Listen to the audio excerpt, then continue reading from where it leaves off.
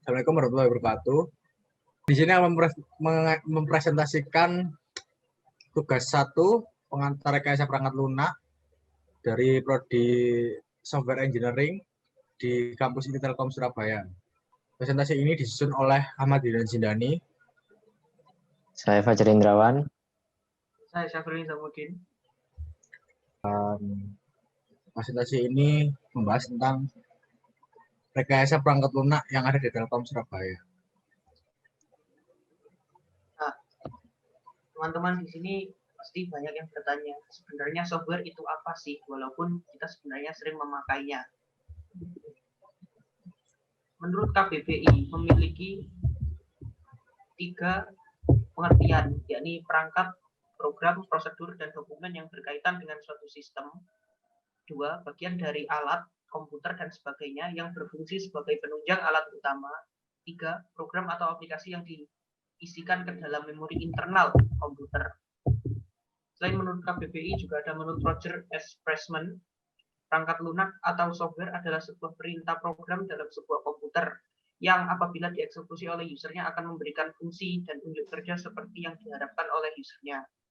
Pernyataan ini menggambarkan bahwa software atau perangkat lunak ini berfungsi untuk memberi perintah komputer agar komputer dapat berfungsi secara optimal sesuai dengan kemauan user. Dan itu ada Melvin Shafrial Daulani. Dalam bukunya yang berjudul Mengenal Hardware, Software, dan Pengelolaan Instalasi Komputer, Melvin menjelaskan pengertian software sebagai suatu perangkat yang memiliki fungsi sebagai pengatur aktivitas kerja dalam komputer, sekaligus semua instruksi yang mengarah kepada sistem komputer. Melvin juga menambahkan jika software adalah perangkat yang menjembatani interaksi antar user dengan komputer dengan menggunakan bahasa mesin atau coding. Ya, kalau software engineer itu apa? Next. Ya, menurut IEE, software engineering adalah suatu penerapan dan juga pendekatan terhadap teknologi secara sistematis, terstruktur, dan juga disiplin. Hal tersebut bertujuan untuk pengembangan, pengoperasian, serta pemeliharaan sebuah perangkat lunak.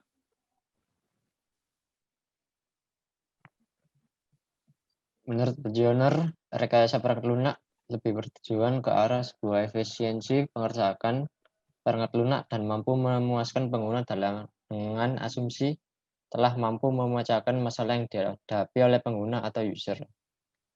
Menurut Conger, rekayasa perangkat lunak adalah sebuah proses yang sistematik mulai dari proses pengembangan, pengoperasian, perawatan, hingga perangkat lunak tersebut tidak lagi digunakan.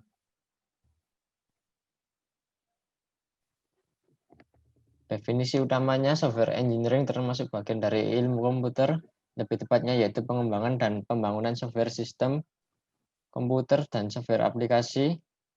Sistem software terdiri dari program yang mengatur utilitas komputisasi dan sistem operasi. Aplikasi software termasuk user focused program, seperti program database, web browser, dan lainnya.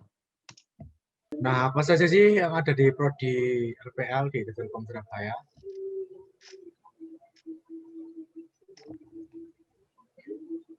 Sekilas, software engineering atau rekayasa perangkat lunak merupakan sebuah jurusan yang mempelajari dan mendalami semua cara-cara pengembangan perangkat lunak termasuk pembuatan, pemeliharaan, manajemen, organisasi, pengembangan perangkat lunak, dan manajemen kualitas.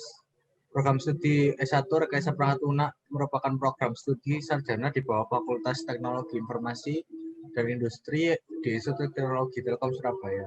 Prodi ini berdiri bersama dengan pendirian institusi yang mulai beroperasi setelah mendapatkan izin dari Kementerian Riset dan Teknologi Pendidikan Tinggi pada tanggal 4 September 2018 melalui SK Kemenristek Dikti RI nomor 733 KPT 1 2018. Jurusan ini disiplin teknologi yang menggabungkan konsep ilmu komputer, ekonomi, kemampuan komunikasi, dan ilmu manajemen dengan pendekatan pemecahan masalah dari teknik. Ini juga melibatkan pendekatan terstandar untuk pengembangan program baik dari aspek manajerial maupun teknisi.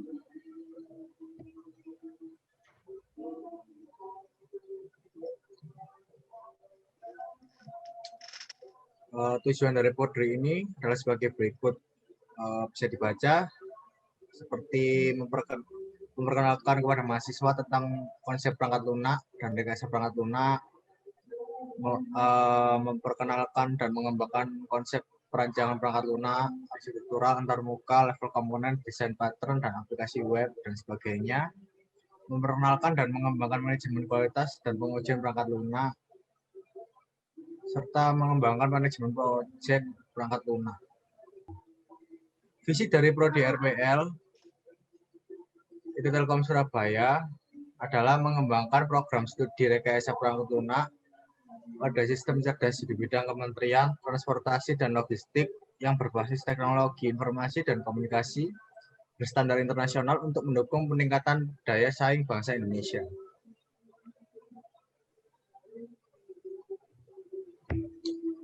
Misi dari RPL sendiri di kampus IT Telkom Surabaya, satu, menyelenggarakan dan mengembangkan pendidikan berstandar berstandar internasional di bidang software engineering berbasis teknologi, informasi, dan komunikasi. Dua, mengembangkan dan menyebarluaskan ilmu pengetahuan dan teknologi dalam bidang software engineering yang diakui secara internasional. Tiga, memanfaatkan keilmuan bidang rekayasa perangkat lunak untuk pembangunan Indonesia, khususnya pada pengembangan industri kemaritiman, logistik, dan transportasi.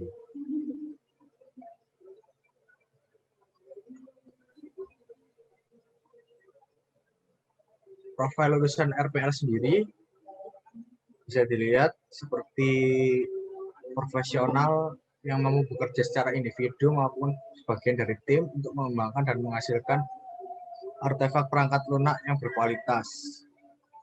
Profesional juga yang mampu merancang solusi tepat guna dalam suatu aplikasi atau lebih dengan menggunakan pendekatan rekayasa perangkat lunak. Seperti juga profesional yang mampu mempelajari model-model teknologi dan sebagainya. Itu testimoni.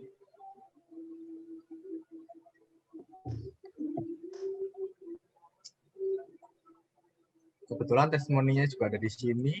Dari saya sendiri, kenapa pilih Prodi Software Engineering? Karena saya ingin belajar pemrograman dan mendesain aplikasi secara mendalam, dan saya ingin tahu lebih banyak tentang dunia IT. Dan bidang di dalam prodi yang saya sukai atau minati adalah bidang UI design. Prospek dunia kerja di bidang software engineering di masa depan yaitu ada web developer, mobile developer, dan business information analysis. Baik, untuk saya memilih Prodi Software Engineering atau RPL adalah karena termasuk jurusan dengan peluang kerja yang cukup banyak, bisa menjadi programmer, desainer, dan banyak posisi pekerjaan lain. Untuk bidang yang saya minati di Prodi RPL atau Software Engineering adalah AI developer, dan untuk proyek kerjanya saya meminati seperti Artificial Intelligence Specialist, Engineer Robotik, dan Data Scientist. Seperti yang dikatakan oleh Bapak Vidi Wijoko Putro selaku Kaprodi dari RPL, Bapak Vidi Wijoko Putro, Kaprodi dari RPL, kuliah di Prodi Engineering agar kelak menjadi software engineer, bukan cuma sekedar jadi programmer.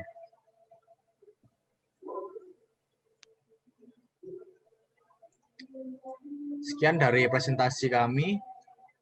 Mohon maaf bila ada salah kata.